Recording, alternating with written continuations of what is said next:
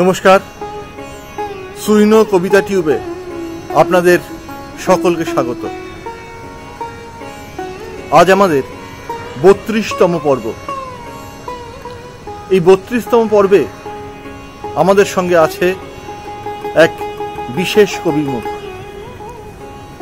তার কবিতায় আজ আমরা সমৃদ্ধ হব। আজ আমাদের সঙ্গে যে কবি আছেন তিনি বর্তমান সময়ের অতি জনপ্রিয় কবি কেষ্ট চট্টোপাধ্যায়। চলুন আজ কবি কেষ্ট চট্টোপাধ্যায়ের কবিতায় আমরা আমাদের সমৃদ্ধ করে তুলি।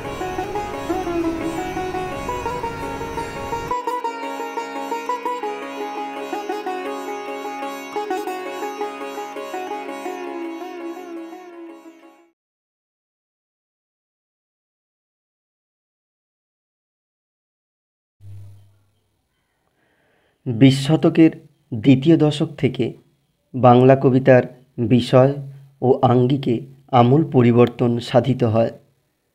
একদিকে প্রথম বিশ্বযুদ্ধের অনিবার্য প্রতিক্রিয়া, অন্যদিকে সাময়িক পত্রিকাকে কেন্দ্র করে নব্য তরুণ লেখকদের রবীন্দ্র বিরোধিতা।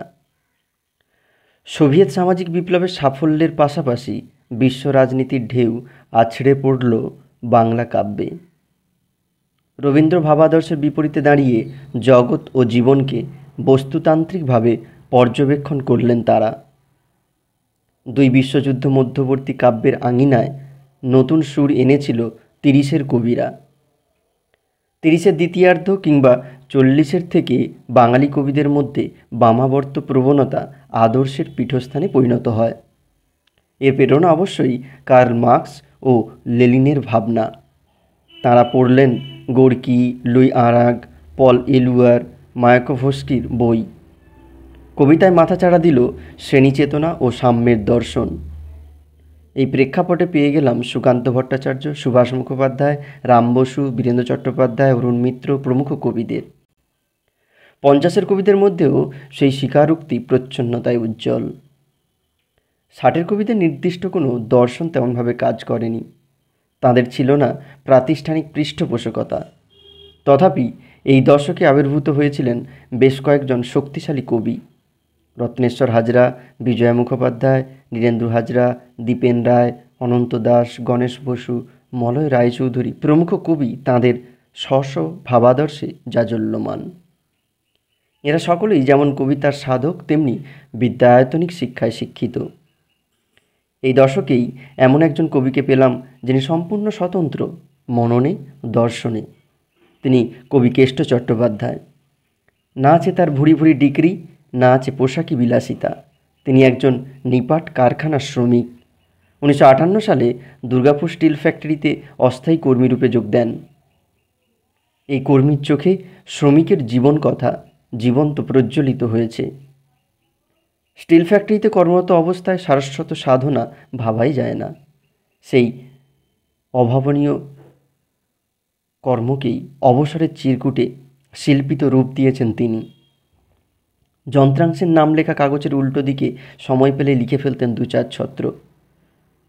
এই কবির হাতে এখনও পর্যন্ত 23টি কাব্যগ্রন্থ সত্যি বিস্ময়ের। বিখ্যাত রবীন্দ্র গবেষক নেপাল মজুমদার এবং শ্রদ্ধেয় বিমান বসু তাঁকে শ্রমিক কবি আখ্যায় ভূষিত করেন। তার প্রথম কাব্যগ্রন্থ শরিক না হলে প্রকাশিত হয় 1972 সালে। এরপর একে একে তাঁর বিখ্যাত কাব্যগ্রন্থ স্বাধীনের এই স্বাদ, কবি কারো দাস নয়, 14পদী কবিতা, কমরেডস লাইনটা সোজা করুন, আমাদের কাজের মাসি প্রভৃতি প্রকাশিত হতে থাকে। অর্জন করেছেন আরিত্রিক কবিকৃতি সম্মাননা, মাধুকরী সাহিত্য পত্রিকা সম্মান, কফি হাউস পত্রিকা সাহিত্য সম্মাননা, দেবলা সাহিত্য সংস্থা থেকে প্রাপ্ত সম্মান, গণতান্ত্রিক লেখক শিল্পী সংঘের সম্মানসহ আরও অনেক। মানুষের পাশে থেকেছেন বরাবর। মৃত্যুর মুখে দাঁড়িয়ে ঠিকা শ্রমিকদের স্থায়ীকরণের দ্বিতীয় পর্যায়ের কাজটি সমাপ্ত করেন। চোখের সামনে দেখেছেন নকশালদের। 1982 সালে পুরুলিয়ার প্রান্তভূমি হুড়া থেকে কলকাতায় 9 দিনের পদযাত্রায় অংশগ্রহণ করেন। তাঁর রচিত সাহিত্যে শ্রমজীবী শ্রেণীর দিনলিপি স্বর্ণাক্ষরে মুদ্রিত। কলকাতা থেকে দূরে দুর্গাপুরে প্রতিকূল পরিবেশে একান্তে সাধনা করে গেছেন জগৎ ও জীবনকে।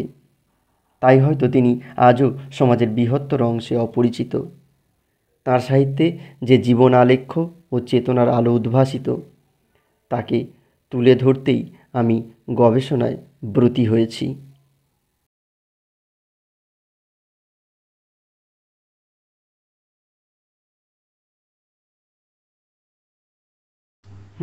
ভাত যেদিনই যাই সেদিনই যত্ন করে মিষ্টিমুখ করাও, কিন্তু তোমার মিষ্টি মুখটা কেন বিষণ্ণ হয়ে থাকে? তোমার অতীত কী ছিল জানি না। কোন মাঠের আলে আলে ছুটে বেড়াতে, কোন গাছের ফুল তুমি তুলে আনতে, তা আমি জানি না। তোমার সে কুঁড়ে ঘর,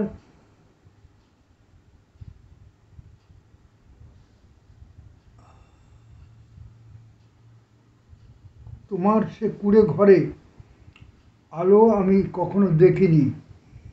সেই মায়া, সেই মমতা আমি অতলে ডুব দিয়ে একটুও বুঝতে পারি না।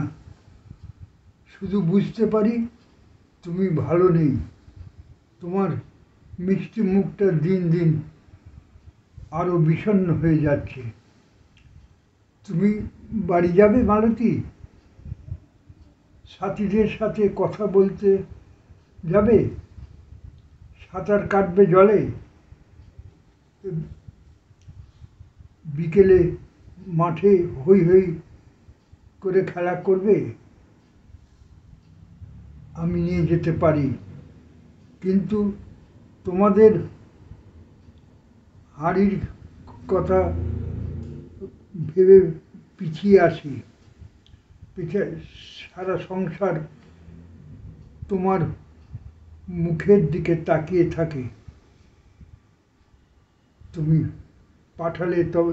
পাঠালে তবেই ভাত ফুটবে। ভাত হয়েছে না? মাধবী,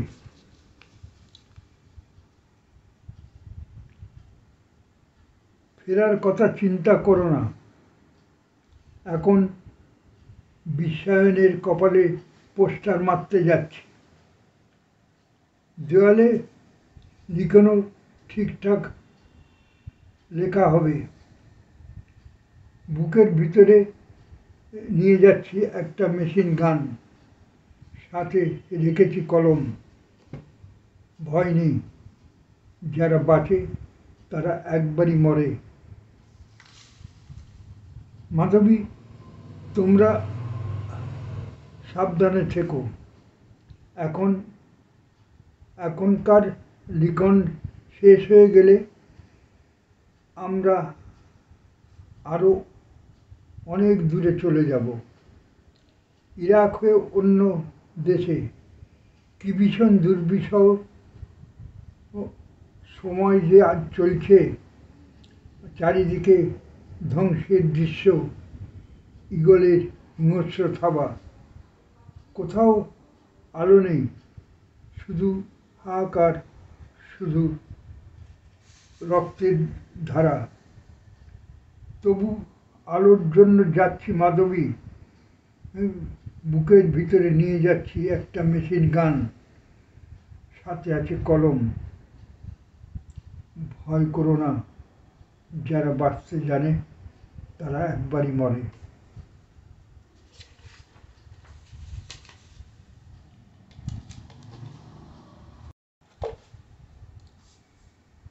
তুমি আমার গায়ে কাদা ছুঁড়লে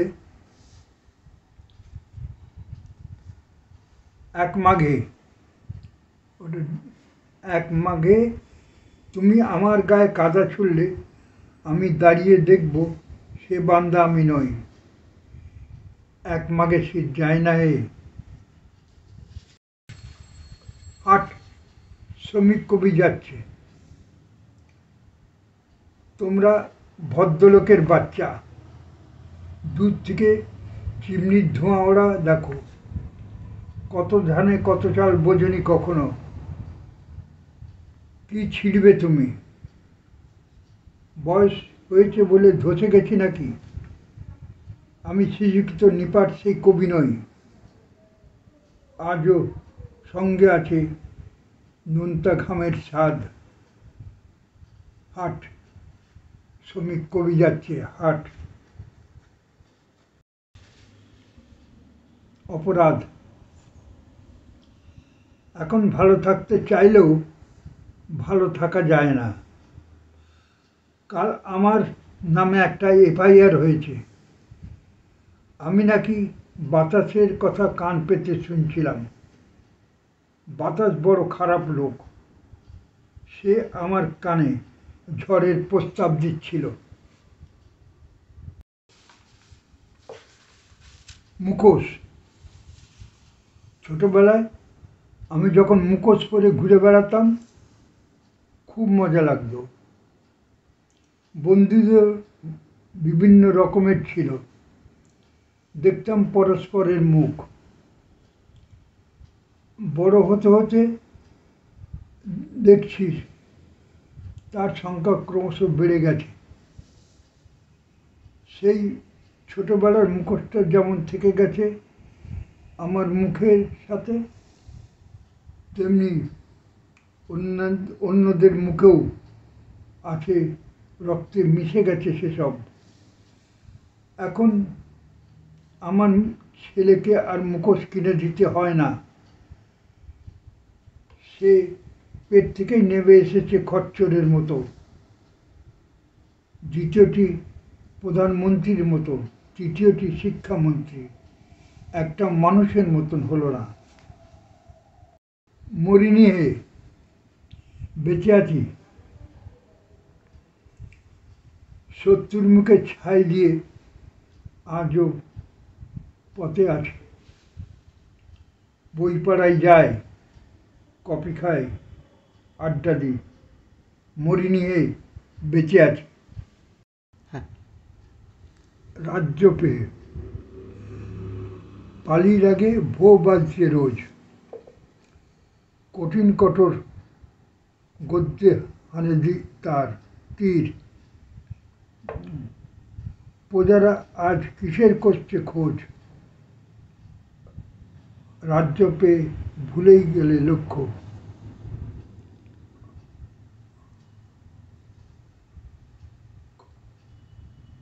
রাজার মতন রাজ্য জুড়ে বাস। পা পড়ে না মাটির পরে আর।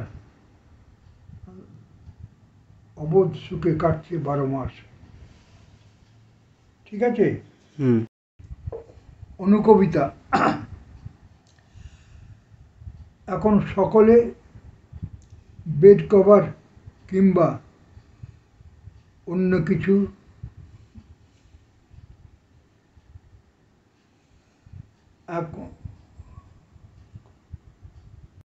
আর একবার পড়ছি, হ্যাঁ। লজ্জা। এখন সকলে বেড কভার দিই কিংবা অন্য কিছু, অথচ আগে আমরা কোনো শুভ অনুষ্ঠানে গেলে ভালো বই উপহার দিতাম। কিন্তু দিন বদল হতে হতে আমরা আর বই উপহার দিই না, লজ্জা পাই। প্রয়োজন। পয়সার প্রয়োজন খুব, কিন্তু জীবনের থেকে তা কখনোই ঢাঙা নয়। জীবন দিয়েই তো জীবনের গান গায় মানুষ।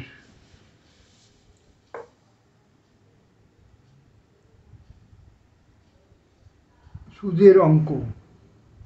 রামপ্রসাদ হিসাবের খাতায় গান লিখেছিলেন, আমরা কবিতার খাতায় হিসেব করি, সুদের অঙ্ক কষি।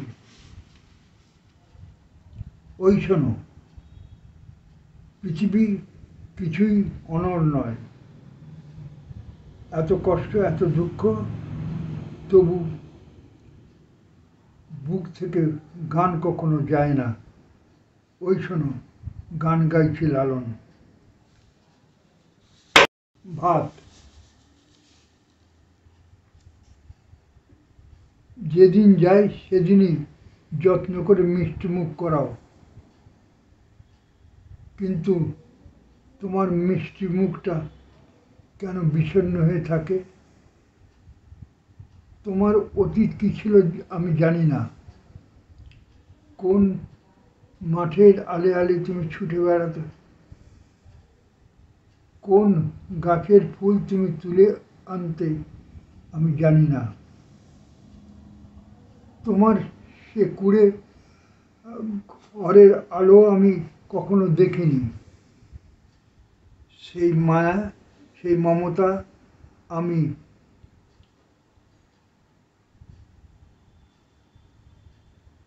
অতলে ডুব দিয়ে একটু বুঝতে পারি না। শুধু বুঝতে পারি তুমি ভালো নেই। তোমার মিষ্টি মুখটা দিনে দিনে আরো বিষণ্ণ হয়ে যাচ্ছে।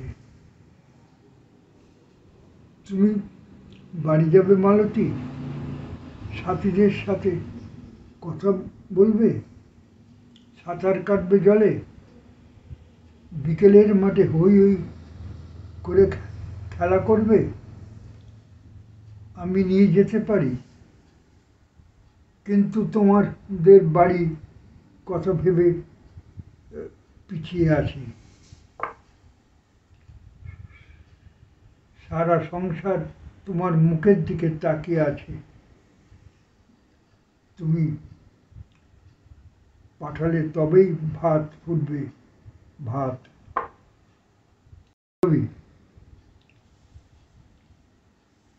ফেরার কথা চিন্তা করো না। এখন বিশ্বায়নের কপালে পোস্টার মারতে যাচ্ছি। দেওয়ালের লিখনও ঠিকঠাক হয়ে যাবে। বুকের ভেতরে নিয়ে যাচ্ছি একটা মেশিন গান, সাথে রেখেছি কলম। ভয় নেই, যারা বাঁচতে জানে তারা একবারই মরে। মাধবী, তোমরা সাবধানে থেকো।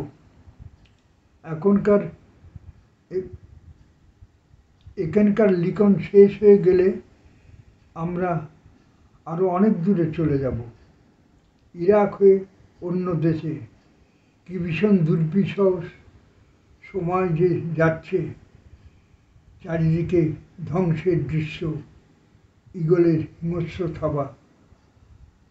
কোথাও আলো নেই, শুধু অন্ধকার, শুধু রক্তের ধারা। তবু আলোর জন্যই যাচ্ছি মাধবী।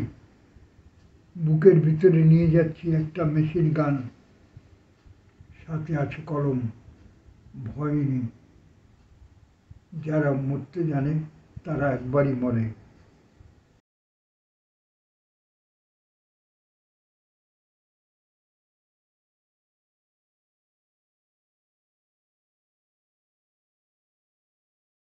কবি কেষ্ট চট্টোপাধ্যায়ের কবিতা পাঠে আমি জয়গোপাল মণ্ডল।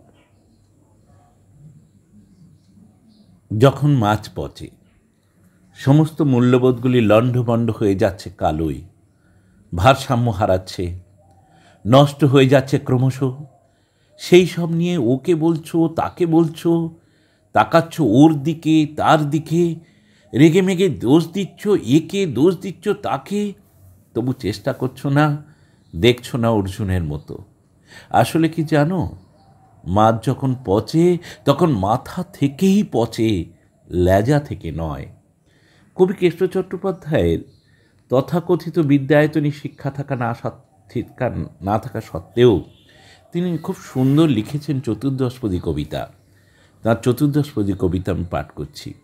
ভারতবর্ষ এক, প্রেম আজ পণ্য শুধু, মূল্যহীন বসন্ত বাহার, ময়ূরের নৃত্য নেই, বর্ষা নেই, বিরহ অসার, চারিদিকে স্থূল ভাব, উগ্রতায় সর্বদা সরব, ঐতিহ্যের বোধ নেই, খরাধীর্ণ করুণ বাস্তব। কাটে দিন জীবনের ভেদাভেদে, স্বপ্ন ভাঙা ঘর, আকাশের নীল নেই, বিকেলের সন্ধ্যাও ধূসর। কোথায় সবুজ মাঠ, ছায়াঘন বিমল বাতাস, ধর্ষণে উন্মাদ অন্ধ, বুকে শুধু উদ্বেগ সন্ত্রাস। ভীষণ আধার সব, ডুবে যায় অন্ধকারে দিন, ছন্দময় দিন নেই, পাখি কণ্ঠ আকাশে স্বাধীন। রক্তপাত অহরাত্র, মাফিয়ার রাজ্য চারিধারে, হাওলাদের লজ্জা নেই, কান কাটা অবাক সংসারে। অসার যান্ত্রিক যুগ, কি কুৎসিত ছায়াছবি সব, টিভিতে দেখায় নিত্য, কোথা আজ প্রাণের উৎসব। যে জীবন দর্শন তথা রাজনৈতিক দর্শনে কবি দীক্ষিত, সেই কার্ল মার্ক্সকে নিয়েও লিখেছেন কবিতা। খুলে যায় সব দৃশ্য, একে একে সম্মুখে সবার। কি উৎসুকে আত্মমগ্ন ছিলে তুমি বিশ্ববোধে একা, ইতিহাস খুঁজে গেছো তন্ন তন্ন করে অবিরাম। বাকি তো ছিল না কিছু, শ্রেণী স্বার্থে প্রতিমুখ দেখা।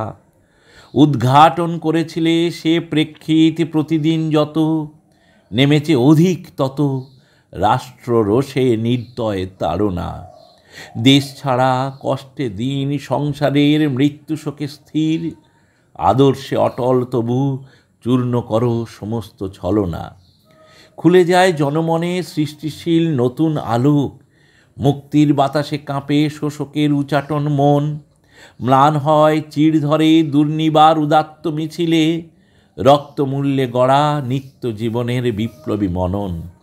আজ সেই নীতি নেই, অনুজ্জ্বল বোধের আকাশ, মানবিক মূল্য নেই, তবু রাখি তোমাতে বিশ্বাস।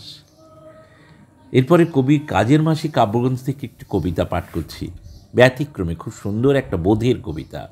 আশা।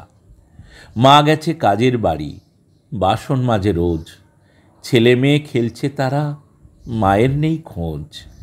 মাকে দিলে কিছু খাবার পুঁটলি করে রাখে, কাজের ফাঁকে একটু এসে আদর করে ডাকে। গাছের তলা ছায়া ছায়া, খাচ্ছে তিনজনে, খেতে খেতে আবার ছোটে, শান্তি নেই মনে। ভর দুপুরে শুয়ে থাকে, একটু ছায়া পায়, তারই মধ্যে উঠে পড়ে, কাজে ছুটে যায়।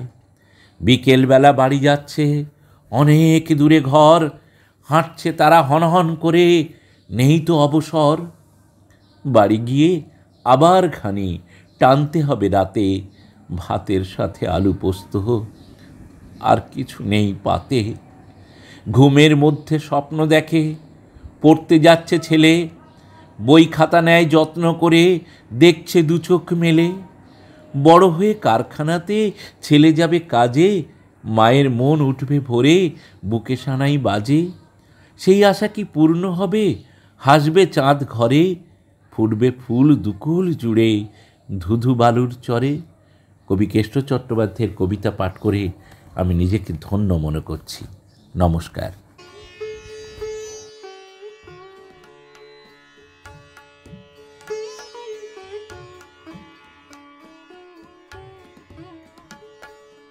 সুইনো কবিতা টিউব আজ এই পর্যন্তই।